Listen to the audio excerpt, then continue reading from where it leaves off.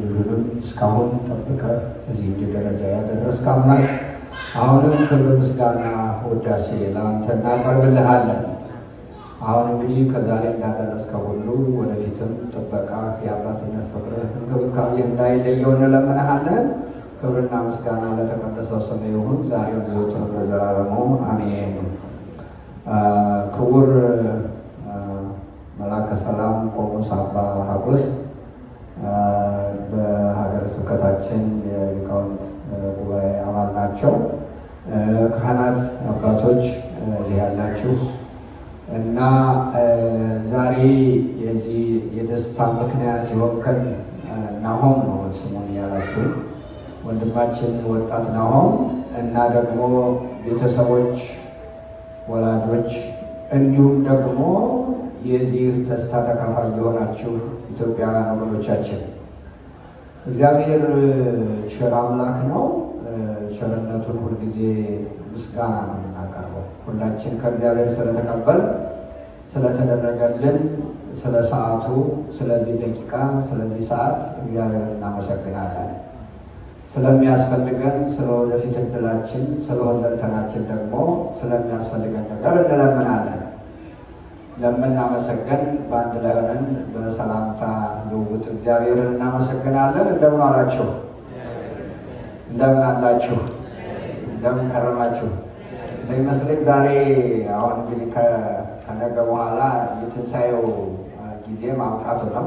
ወደ ጾም እንገባለን እና በዚህ በትንሣኤ ጊዜ ሰላምታ ስንለዋወጥ እንዴት ዋላችሁ አንልም። ክርስቶስ ከሙታን ተነስቷል እንላለን።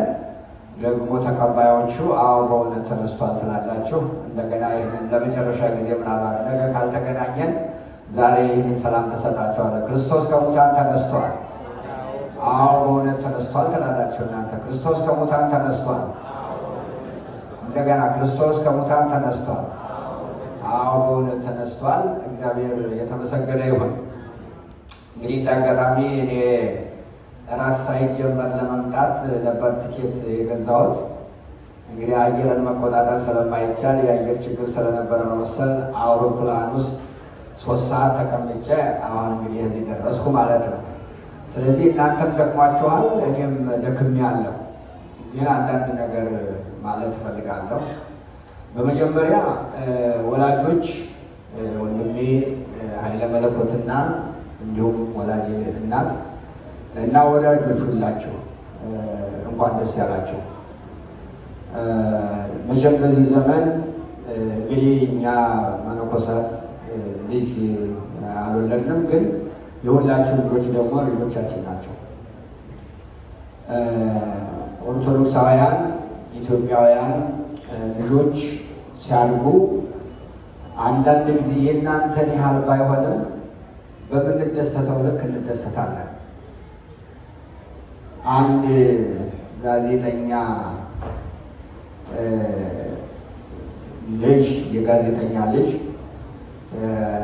ከእናቱ ጋር ያለውን በእናትህና በአንተ መካከል ስለ አባትህ ያላቸው አመለካከት ምንድን ነው ብሎ ለጠየቀው ጋዜጠኛ እኔም በልጅነት መጠን አባቴን እወዳለሁ፣ እናቴም ደግሞ በሚስትነት መጠን ባሏን ትወዳለች ብሏል። ወላጆች በወላጅነት መጠን ልጆቻችሁን ትወዳላችሁ፣ ለልጆቻችሁ ታስባላችሁ። ቤተ ክርስቲያን ደግሞ በቤተ ክርስቲያን መጠን ለልጆቿ ታስባለች፣ ትጸልያለች፣ የደስታውን ተካፋይ ትሆናለች። ስለዚህ እናንተም እንኳን ደስ አላችሁ፣ ቤተ ክርስቲያንም ኢትዮጵያውያንም እንኳን ደስ ያላቸው እንላለን። የሁላችን ልጆች ስለሆነ ማለት ነው። በኢትዮጵያ እዚህ ሀገር ቀረ እንጂ ድሮ የጎረቤት ልጅ የአንድ ሰው ጎረቤት ልጅ የሁሉም ልጅ ነው። ሁሉም ይቆጣል፣ ሁሉም ይከላከላል፣ ሁሉም ይደሰታል። ደግሞ ችግርም ሲገጠም ሁሉም ያዝናል። ስለዚህ ዛሬ የወንድማችን ልጅ ብቻ አይደለም የሁላችን ስለሆነ ሁላችሁም የደስታ ተካፋይ ስለሆናችሁ እንኳን ደስ ያላችሁ ለማለት እወዳለሁ። እግዚአብሔር ይባርካችሁ። ወደ ሁለተኛው ስህተት እንግዲህ ጥበበኛው ሰሎሞን እስመ ብዛ ጠበብት መድኃኒተ ዓለም ውእቱ፣ የአዋቂዎች መብዛት የሀገር የዓለም መድኃኒት ነው ይላል። የእውቀት መብዛት፣ የእውቀት መኖር፣ ችሎታ መኖር፣ የአዋቂዎች መብዛት የሀገር የሕዝብ መድኃኒት ነው ይላል። እውቀት በጣም ወሳኝ ነገር ነው። ስለዚህ ስለ እውቀት 3 ነገሮችን እናገራለሁ፣ አስባለሁ ሁልጊዜ። የመጀመሪያው እውቀት ብርሃን፣ እውቀት ብርሃን ነጸብራቅ፣ ወደፊትም ወደኋላም ራስንም ሌላውንም የሚያሳይ ብርሃን እውቀት። ስለዚህ እውቀት በጣም አስፈላጊ ነገር ነው። ከዚህ የተነሳ ሌሎችን የማየት አቅም እንዲኖረን ከፈለገ ለእውቀት ጊዜ ይሰጣል፣ ዋጋ ያስከፍላል። እውቀት ዝም ብሎ የሚገኝ ነገር አይደለም። ረዥም ሰዓት መቀመጥ ያስፈልጋል። ብዙ ወረቀቶችን ማገላበጥ ያስፈልጋል። ብዙ ትግል ያስፈልጋል። የምድራችን እውቀት አለ፣ ግን እውቀቱ ከልብ ጋር ስለማይገናኝ የአእምሮ እውቀት ብቻ ስለሚሆን ሰው መለወጥ አይቻልም። ስለዚህ እውቀት ብርሃን ስለሆነ በጣም ውድ ነው። ሌላውን እንድናይ ያደርጋል። ሁለተኛ እውቀት መንፈሳዊ ነው። ነገራችን እውቀት የሚጨበጥ የሚዳሰስ ነገር አለ። እውቀትን ያወቀው ብቻ ነው የሚይዘው፣ ለሌላ ሰው አይተርፍም። ካልሰጠው በቀር ለሌላ ሲሰጥ እንኳን ከሱ ነጸብራቅ ነው የሚወጣው እንጂ ራሱን ጥሎ ያወቀውን ጥሎ አይሄድም። አንዳንድ ጊዜ በምድራችን ይሄ የውሸቱ ርቀት የሚሰረቅ ነገር አለ። ባለፈው ምርመራ ተደርጎ በ175 ነው 85% የውሸት ስራ ሰርተው የመረቁ ነው ሲባል ሰምቻለሁ። ሰምታችኋል እናንተ? እነዚህ ሰዎች ወረቀት ሰረቁ እንጂ እውቀት አልሰረቁ። እውቀት አይሰረቅማ፣ የባለቤት ብቻ ነው። መንፈሳዊ ነገር ነው። ከአይምሮና ከራስ ጋር የሆነ ነገር ነው። ከሌላ ጋር ሊሄድ አይችልም። እውቀት መንፈሳዊ ነው። ስለዚህ ነው ዋጋና ጊዜ የሚጠይቀው። ለራስ ብቻ ነው። አይምሮና ልብን የሚጠይቅ ነገር ነው።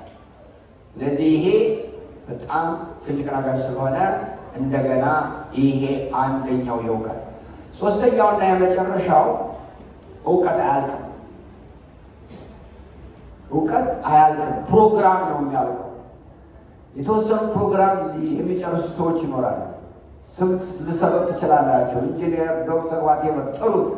ግን እሱ ፕሮግራም ነው እንጂ እውቀቱ ሁሉ አላለቀም። ስለዚህ ወንድማችን ልጃችን ዛሬ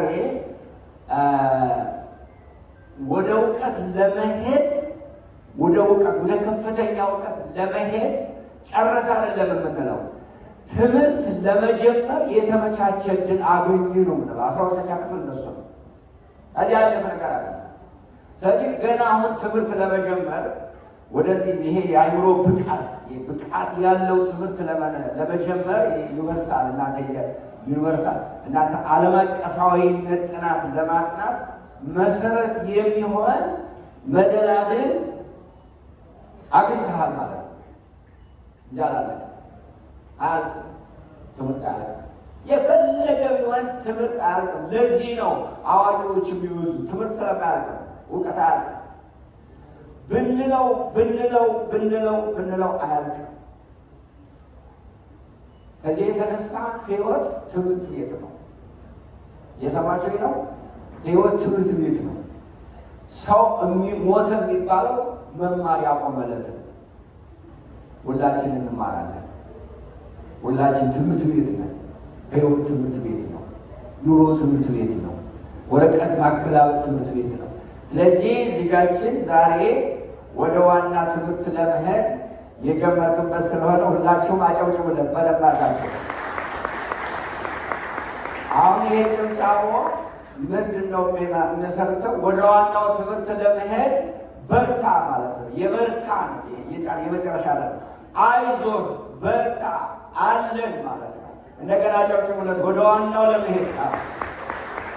የዛሬ 4 ዓመት እንደገና እንደ ጠቅላላ በሙሉ ኤ ስንት ነው እዚህ ሀገር ሁሉ ኤ ነው አይደል? በሙሉ ኤ አግኝተህ ምናልባትም ደግሞ አሉ ከተባሉ ትምህርት ቤቶች አንደኛው ገብተህ የዛሬ 4 ዓመት ደግሞ እንደገና ለሁለተኛ ምረቃ እንገናኛለን ማለት ነው። ስለዚህ ያ መሰረት ነው። አሁን ከዚያ በኋላ ደግሞ እንደገና ሌላ 3 እና 4 ዓመት ነው ሌላ 3ኛ ምረቃ እንገናኛለን ማለት ነው። ስለዚህ አሁን አንድ ተብለሃል፣ ሁለተኛ የዛሬ 4 ዓመት፣ 3ኛ የዛሬ 6 ዓመት፣ ከዛ በኋላ ፕሮግራም ጨረስክ ትባላለህ። እውቀት ገና ጨረስክ፣ ፕሮግራም ጨረስክ ትባላለህ። ለዚያ ነው የሚገባኝ እንጂ ትምህርት ያለ ፊሎሶፊ የሚያጠና ሰው አንዲት ብቻ ነው የሚያጠና፣ አንዲቷን ብቻ።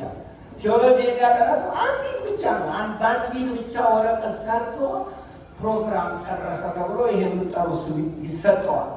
ግን አላጠቀሙም። አንዲቷን ብቻ ነው፣ አንዲት በቃ በጣም ትንሿ ነው። በቃ ምናልባት 100 ገጽ 200 ገጽ ወረቀት ተጽፋ ነው እሱ። እንዲያውም ትምህርት የመማር ፕሮግራም ነው። ትምህርት ቤት ዩኒቨርሲቲ የሚሄዱ ተማሪዎች ብዬ የማስበው እኔ እንዴት እንደሚማሩ የመማር ዘዴ ተማሩ እንጂ እውቀት አይደለም የተማሩት። የማጥናት ዘዴ፣ የመጽሐፍ ዘዴ፣ የምርምር ዘዴ ነው። ስለዚህ በር ነው የተከፈተላቸው። ይሄ ነው ዛሬ የሆነው 12ኛ ክፍል ማለት የመማር ዘዴ፣ የመመራመር ዘዴ፣ ወደ መሰረት የመጣል ዘዴ ነው እና ይሄንን ስላደረግ ደስ ብሎናል። እኛም ደስተኞች ነን፣ ቤተሰቦችም ደስተኞች ናቸው። የዛሬ ዓመት ደግሞ እንደዚሁ በሽልም ያገናኘን እላለሁ። እግዚአብሔር ጸጋውን ያብዛልህ፣ በእውቀት በጥበብ ያሳድግህ። ሁላችሁ በዚህ ስለተገኘው ደስ ብሎኛል። እግዚአብሔር ይባርካችሁ፣ ጸጋውን ያብዛላችሁ፣ ምሕረቱ ቸርነቱ አይለያችሁ። እግዚአብሔር ከእናንተ ጋር ነው።